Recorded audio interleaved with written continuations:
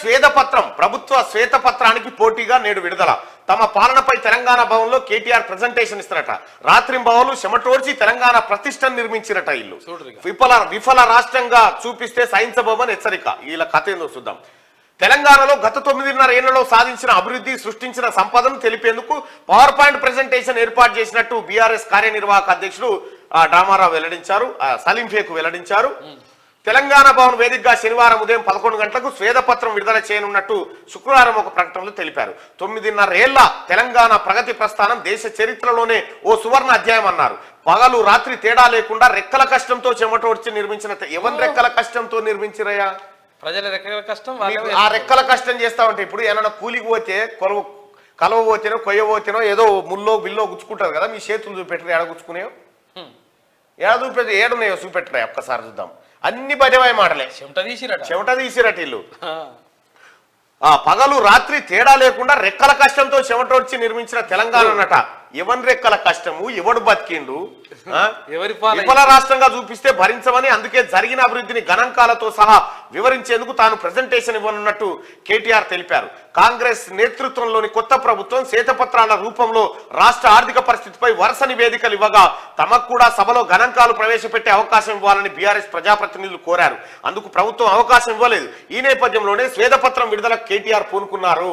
Auto driver ఇక ఇలా కథ ఏంటంటే, ఇప్పుడు ప్రభుత్వం మొన్న ముఖ్యమంత్రి గారు రేవంత్ రెడ్డి గారు కానీ బట్టి విక్రమార్క గారు కానీ శ్వేతపత్రాన్ని అప్పుల సంగతి ఏంది, ఎట్లా నాశనం అయింది అనేది విడుదల చేసిరు కదా.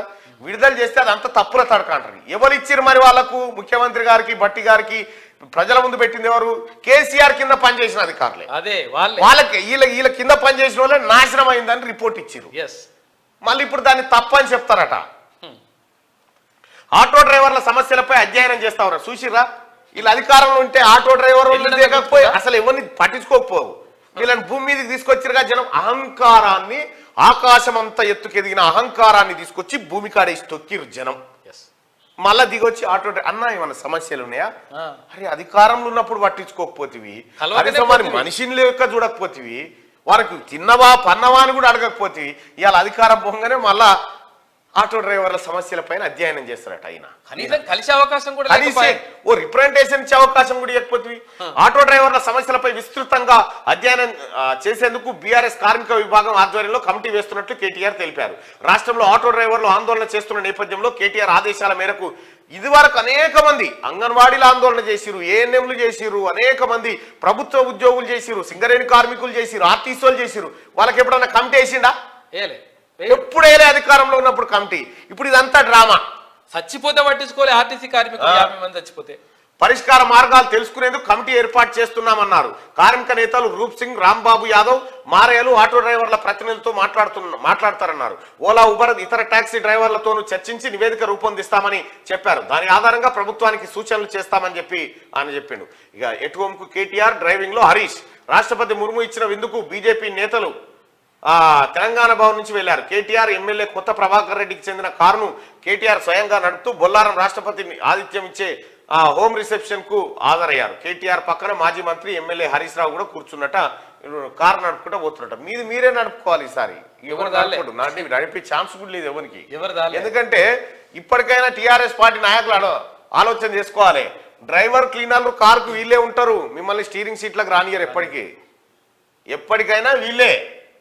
అందుకోసమే ఇక ఇప్పుడు కమిటీ ఎత్తా అంటున్నావు కదా ఆటో డ్రైవర్ల సమస్యల పైన.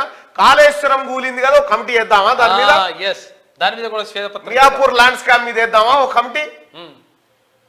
ఎక్కడెక్కడ వేద్దాం చెప్పు? అనేకమైన భూదందాలు చేసినావు కదా, వాటి మీద వేద్దామా? శేర్లింగంపల్లి మండలంలో నువ్వు చేసిన పెంటంత ఉంది కదా, ఆడేద్దామా కమిటీ? నిరుద్యోగ భృతి ఎందుకు ఇవ్వాలి కమిటీ వేద్దామా? ఇంటర్ పేపర్ ఎట్లా లీక్ అయిందో కమిటీ వేద్దామా? ఏమాయా నీ సిట్ ఏమాయా, నీ బిట్ ఏమాయా? గతంలో కాదు టీఎస్పీఎస్సీ ప్రక్షాళన ఏమాయా, టీఎస్పీఎస్సీ కథ ఏమాయా? ఇదంతా మెల్లగా వచ్చి నిరుద్యోగుల కాడ అరుగు మీద కూర్చొని మాట్లాడుకుంటూ ఏదో పొడుస్తున్నట్టు ఏదో చేస్తున్నట్టుగా బిల్డప్లు బంద్ చేయి. ఇంకా ఎన్ని రోజులు చూపిస్తావు? చూపించే కాడ చూపిస్తేనే జనం సుక్కలు చూపెట్టారు నీకు. నిరుద్యోగులు చేస్తే మిమ్మల్ని నిరుద్యోగులు చేసి నిరుద్యోగులు అదే జరిగింది. మేము అదే అనుకున్నాం, అదే అయింది.